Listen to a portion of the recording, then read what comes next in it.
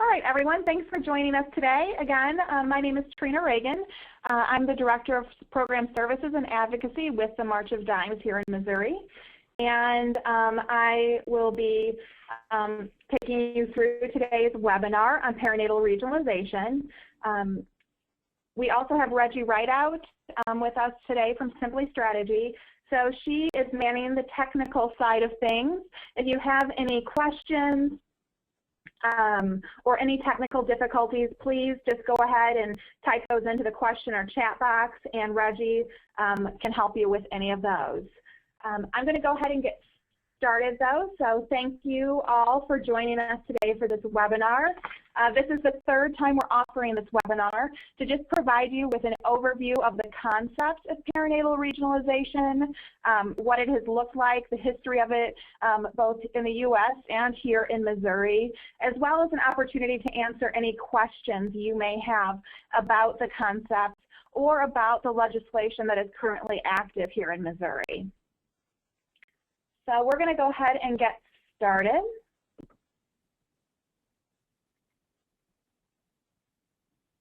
Just going to advance the slide. So just to provide a little bit of an overview. So many of you work with pregnant women and infants here in the state of Missouri. And right now we know that approximately 75,000 babies are born each year here in Missouri. Of those, based on last year's statistics, we know that 11.3% are born preterm, meaning that they're born before 37 weeks gestation. In particular, with the concept of perinatal regionalization, we're interested in looking at a subset of those who are born preterm, particularly those that are born at a very low birth weight of less than 1,500 grams, or about 3.5 pounds, and those that are born more than 8 weeks early, considered very preterm. So right now, when we look at data available to us in Missouri, it appears that up to 26% of babies that fall into that very preterm, very low birth weight category, of which I know in the very low birth weight category, we're looking at 1,100 to 1,200 per year. In the preterm, very preterm category, which is those born more than 8 weeks early, we're looking at about 1,500 per year in Missouri. Up to 26% of those are born in a facility that does not have a neonatal intensive care unit.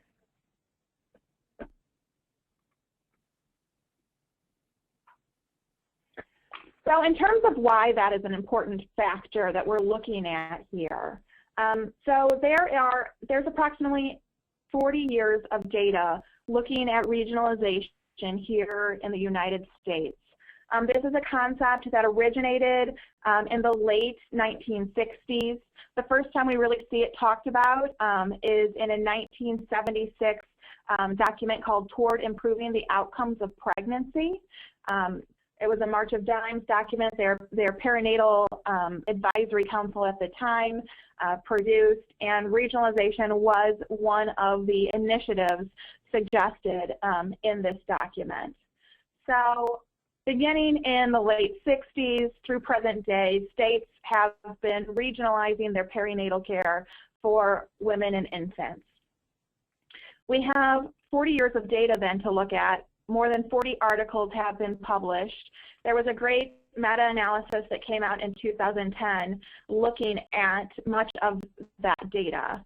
And on the screen, you'll see that there were several outcomes when we looked at very preterm, very low birth weight babies in states that had regionalized. So as you can see, the risk of infant mortality depending upon age at birth and birth weight, can increase up to 80% for these babies if they're born in a hospital that does not have a neonatal intensive care unit.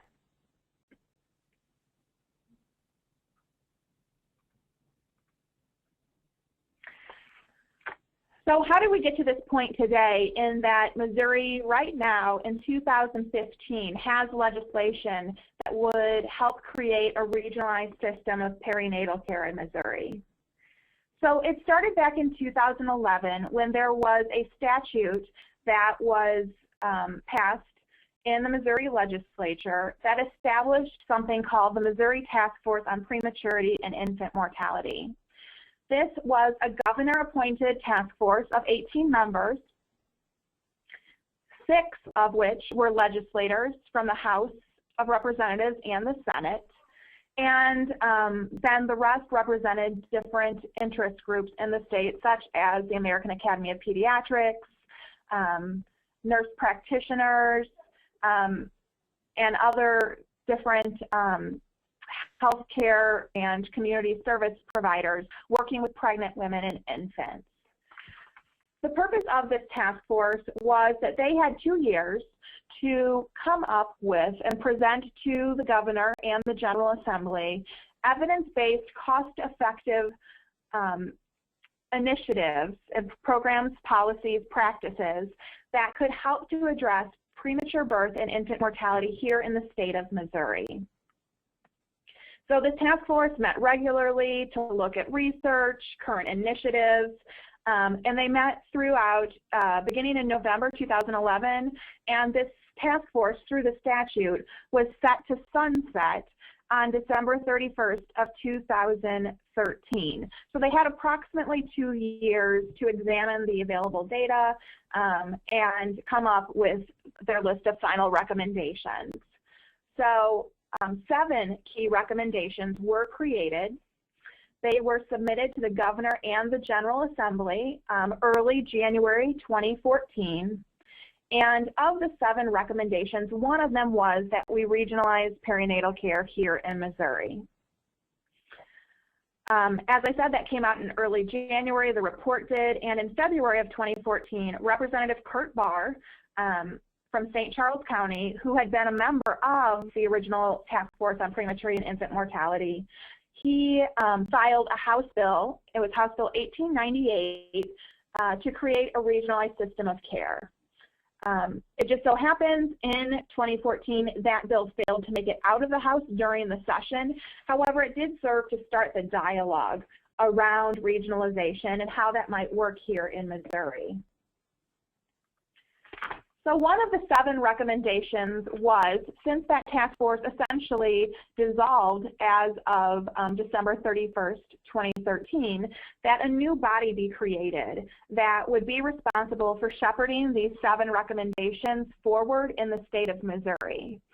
So a permanent committee was created, the Prematurity and Infant Mortality Subcommittee. It resides under the auspices of the Missouri Children's Services Commission. This committee was officially created in April of 2014. There are approximately 18 different groups, professional organizations, state departments, social service organizations that have seats on this committee. They meet monthly, and they began meeting for the first time in August 2014. And looking at the recommendations, it was determined by the members of the subcommittee that they wanted to continue to work together to advance the concept of perinatal regionalization in the state of Missouri. In terms of the organizations represented on that group, there's a slide coming up in just a few moments that will give you an overview of the different organizations currently represented on that subcommittee. So as I mentioned, this group began meeting in August, determined they wanted to focus on perinatal regionalization. And beginning in September, all of the groups that were present began working on a draft of legislation that met the needs of the groups that were participating. The idea being that each representative on the subcommittee was essentially a delegate from their organization and would bring the draft back to their organization for feedback from leadership and membership, and that feedback then would be discussed by the subcommittee and incorporated into the draft. So working together beginning in September, In early to mid-January, we ended up with a draft that everyone seemed comfortable moving forward with as legislation during the 2015 session. So in late January, Representative Marcia Hafner filed House Bill 735, and Senator Dan Brown from Rolla filed the same bill in the Senate, so Senate Bill 342. And both of these would create the framework for us to start creating a regional system of perinatal care here in Missouri.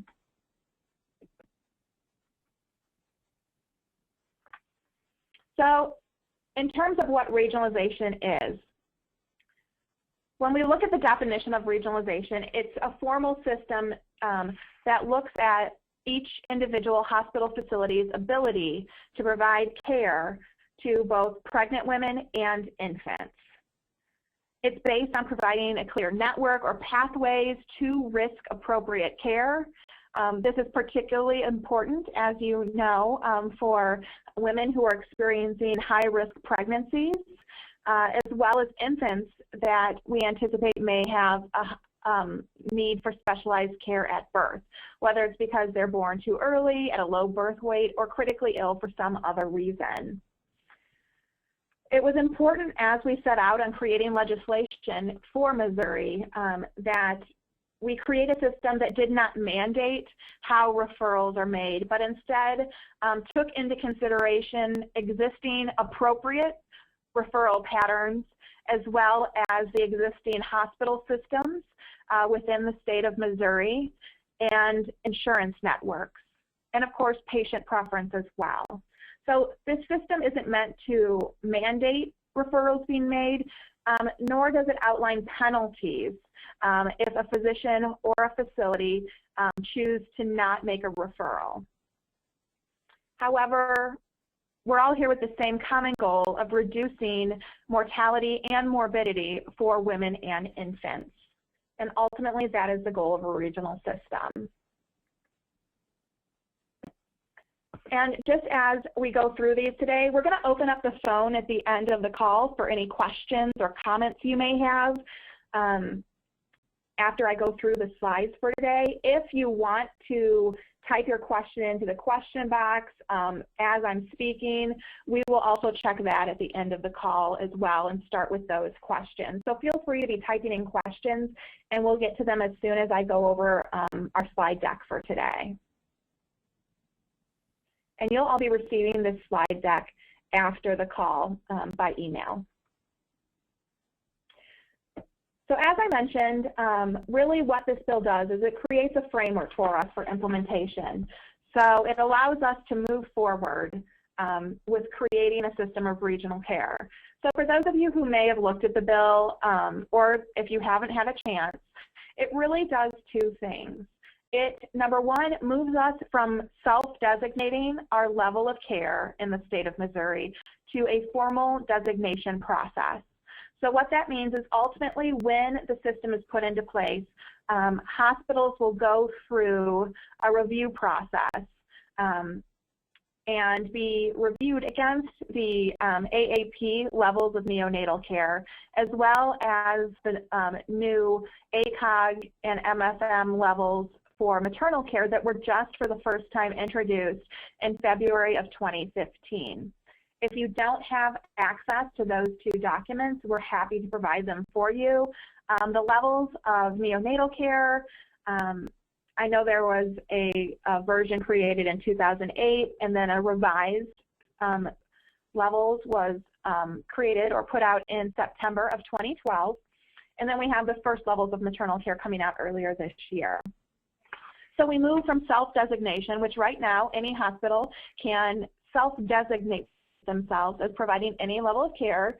There's no sort of follow-up from any state department, the State Department of Health, and no one is held to any sort of accountability in terms of meeting those nationally recognized levels of care. So that would be one half. The other half is that it creates the Perinatal Advisory Council. And the purpose of this council is to look at those levels of neonatal care, the levels of maternal care, and determine how best to use those national standards, how they can best serve Missouri in creating a regional system. So that would be the basis on which this council starts, or the foundation of the council's work in designing a system of regional perinatal care for Missouri. And as I mentioned, you'll also see on your screen right now the list of different organizations that worked and provided input into the legislation currently being considered by our General Assembly during this legislative session. So the goal of the subcommittee was to utilize these organizations to try and solicit input from a wide range of stakeholders. In terms of benefits of a network, this isn't just, the goal of the system isn't just to place more, to create more rules for people to follow. There are a lot of benefits to creating a regional network when you talk to other states that have been regionalized. And there are 21 states that are regionalized in statute, and an additional 15, I believe, that have informal systems of regional care, which simply means they don't have a statute that created their regional system. So in addition to creating these clear, efficient paths for consultation and referral, data is a big piece of the regional system. So looking at all of the data that we currently collect here in Missouri, and we have just an array of data available, whether it's looking at our pregnancy-associated mortality review to identify the top 5 causes of maternal death in the state of Missouri, using data off our birth and death certificates, using data that we get from programs such as WIC. We have a plethora of data available, but I don't know that we have come up with a consistent way to utilize that data to drive change in the state and improve birth outcomes. So using that data to identify trends, to identify where there's areas for improvement. And education is a big piece of a network. So providing professional development and education for providers and facilities within the regional system. So as I mentioned, we have quite a few states, those in purple here, have regional systems that were created by their legislature and reside in statute. The earliest of these statutes is from the late 1960s. The most recent statute that I am aware of is Texas. They, I believe, formally passed their statute in 2013. We're currently working on it. I'm also aware of Michigan, which was regionalized and then disbanded their regional system. They are now working to re-regionalize their state. So as you can kind of see, there's a swath through the middle of the country of those of us who have no component of regionalization.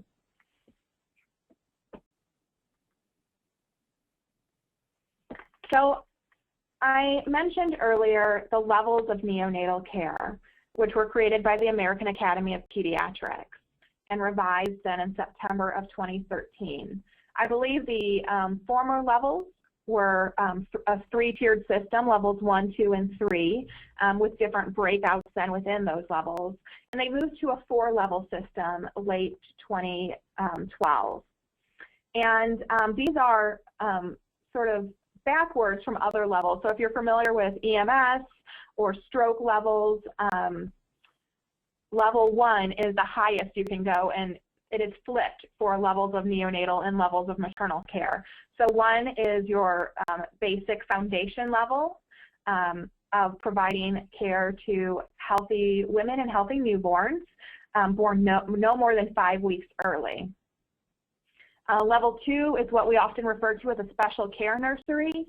So they can take care of babies sometimes as they come out of a neonatal intensive care unit, but they tend to provide care for babies that are no more than 8 weeks early,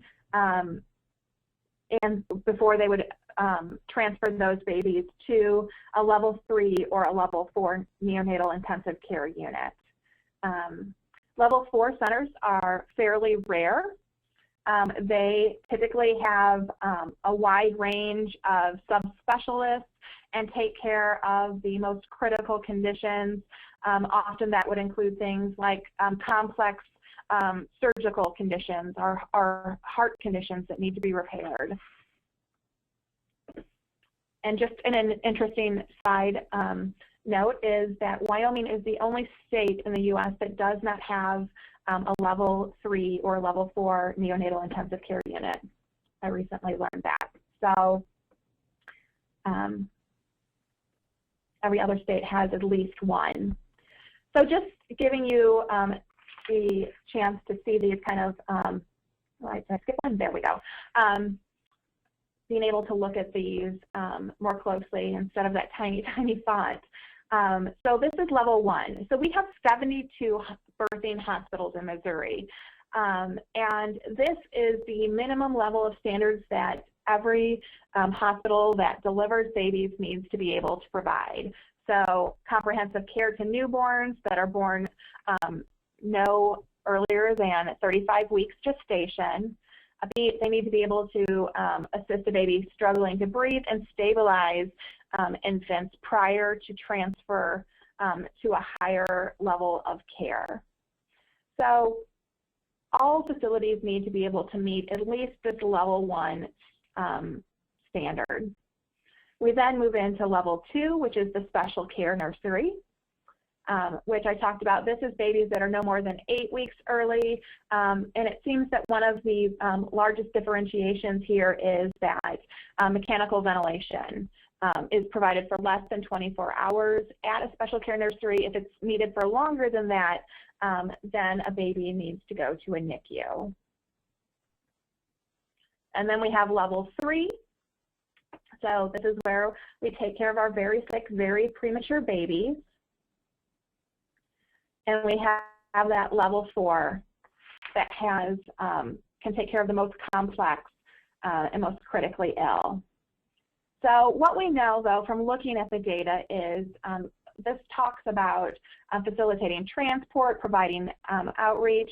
And when we look at transport, it's important to note that the literature shows us that whenever possible, it's best to transport a baby in utero.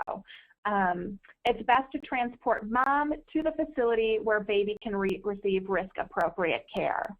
In Healthy People 2020, we have a national guideline that ultimately states should see less than 10% of very preterm, very low birth weight babies being born outside of a facility that has a neonatal intensive care unit.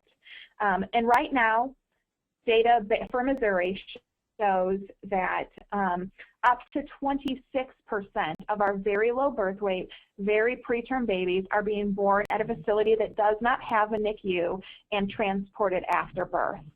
So we have some room to improve in terms of making sure that we get mom and baby to a risk-appropriate facility prior to delivery. We know from looking at the data, not only does that decrease infant mortality, sometimes more importantly, it decreases the number of days in a NICU, and it decreases morbidity when we're looking at the long-term impact to these infants in terms of health, their health conditions and their development. So right here I have up for you a map showing level 1, 2, and 3. This is self-designation. So this comes from the Missouri Department of Health. This is based on information that is submitted, I believe, as part of an annual hospital survey and the hospital licensure process. And this data is from 2012. So if you're wondering why there's only 3 levels here, it's because the new 4 levels did not come out until September of 12, and this data is just a tiny bit older than that. So in 2012, this was how hospitals self-designated in the state of Missouri. So you'll see we have quite a few level 1s, particularly serving some of our less populated areas of the state. And then we have some level 2s, and our level 3s tend to be concentrated in our more urban areas. So you'll see them in Kansas City, Columbia, St. Louis, Joplin, Springfield, and Cape Girardeau. And I think what's interesting to note when you look at this is these huge areas where we really have no hospitals delivering babies. I've been told that it covers up to a 100-mile radius that some women have to travel in order to find a hospital that delivers. So that is the most recent data we have. And so I think we talk a lot because levels of neonatal care have been out there, and that's what perinatal regionalization has been based on up to this point. We spend a lot of time talking about infant health outcomes. What we know a little bit less about are outcomes that are pregnancy associated for mom. We know when we look at the data, and we right now have 10 years of data to look at mortality for moms in the state of Missouri, that we have a Healthy People 2020 goal that pregnancy-related mortality in the United States does not exceed 11.4 per 100,000 births. Looking at this data, recognizing we're still working to get caught up to our most recent data. So right now we have it available through 2008. Hopefully soon we'll have it through 2013. Right now, the pregnancy-related mortality ratio in Missouri is 21.7 deaths per 100,000 births. So plenty of room for us for improvement there as well. So while we talk a lot about care for the infants and infant outcomes, this potentially also should improve outcomes for mom as well.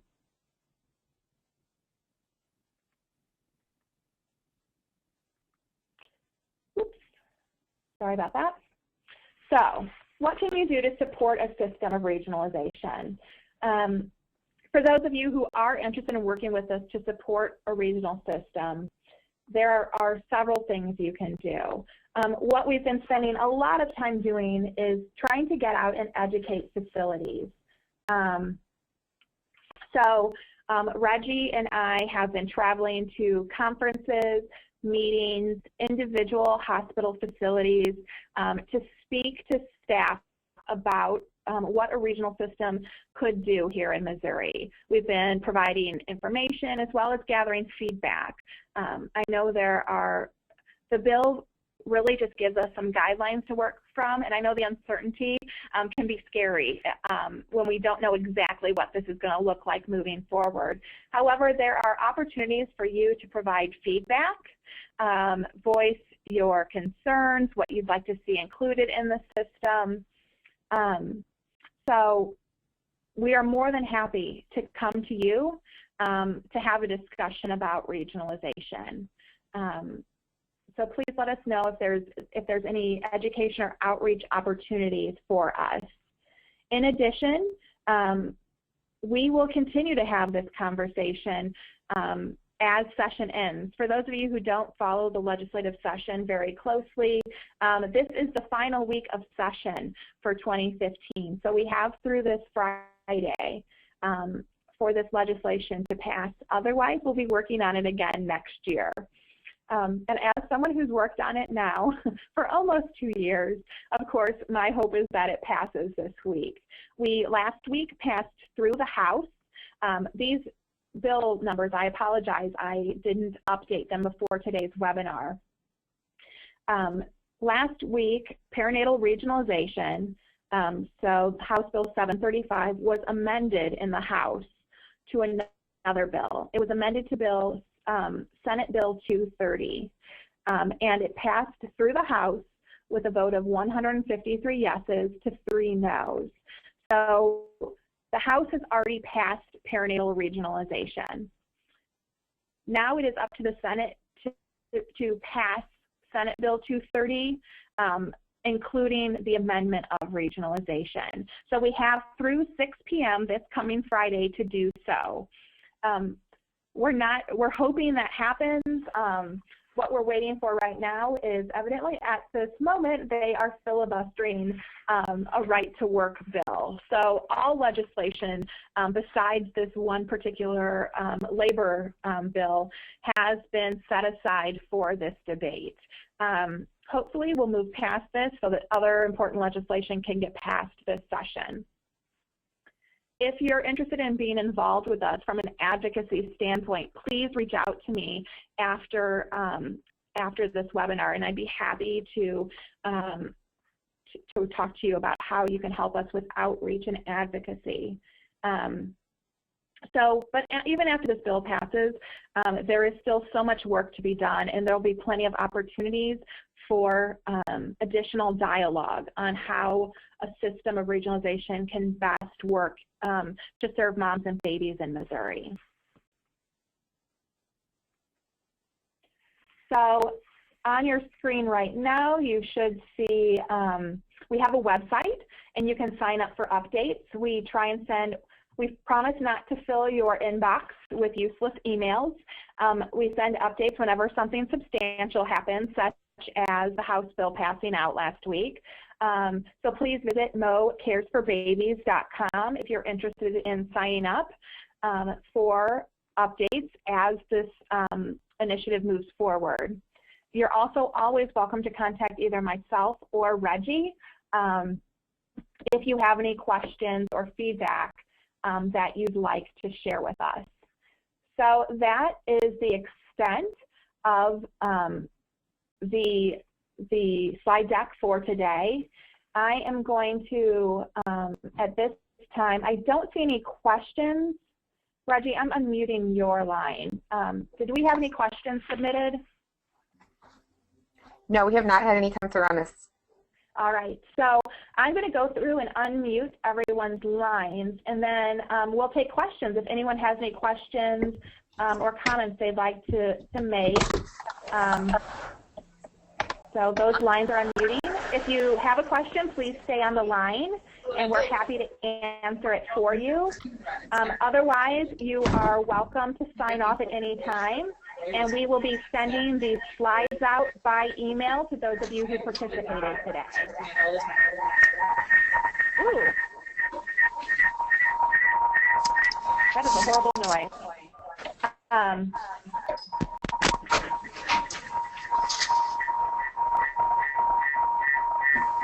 So we'll just wait. Is there anyone on the line who'd like to ask a question or has any comments?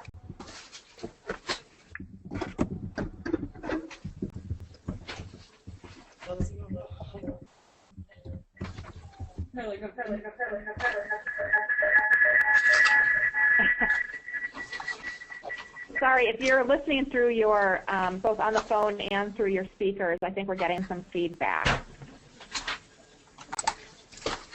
This is Dina Hubbard in Kansas City. Can you hear me? I can. How are you, Dina? Good. How are you? Good. I just had a question kind of related to this. Are there plans to have a perinatal kind of quality committee like some other states are working on, kind of as an extension of this, to look at the data and to help NICUs and mother-baby systems within the state look at their outcomes and compare within the state regionally? So there has been some talk. A quality collaborative was one of the other recommendations that came out of that report. And so I definitely think it's something that's going to be addressed here in Missouri. Some of the discussions that I've heard around it is that perhaps if we could get a foundation of that would be created through regionalization, that the collaborative is something that could be built on top of that. I don't know if any other states are using their regional system in that manner, but I definitely think it's something in our future. To my knowledge, there is not a group working on building a collaborative right now. Okay. I'm the current president of the District 6 Association of Neonatologists, District 6 of the AAP, and that's something that we're looking at too, to kind of help the states, the 9 states within our district.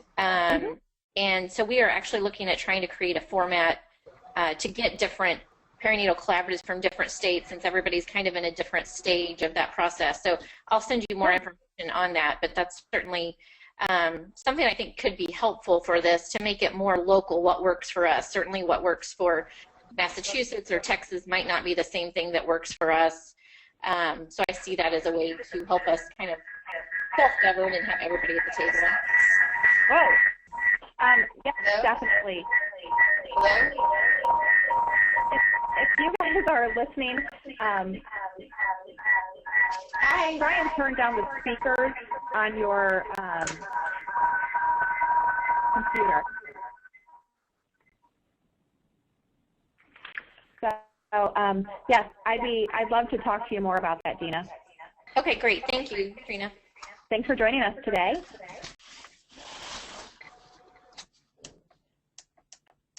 Anybody else with a question or comment?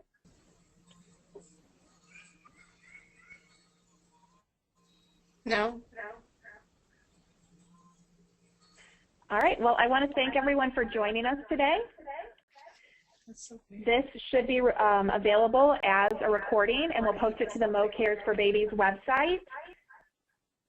And Muted. we will also send out the slides after this so that everyone can have those. So thanks so much for joining us today, and we hope that we'll be in touch soon with some more news. Thanks. Goodbye, everyone.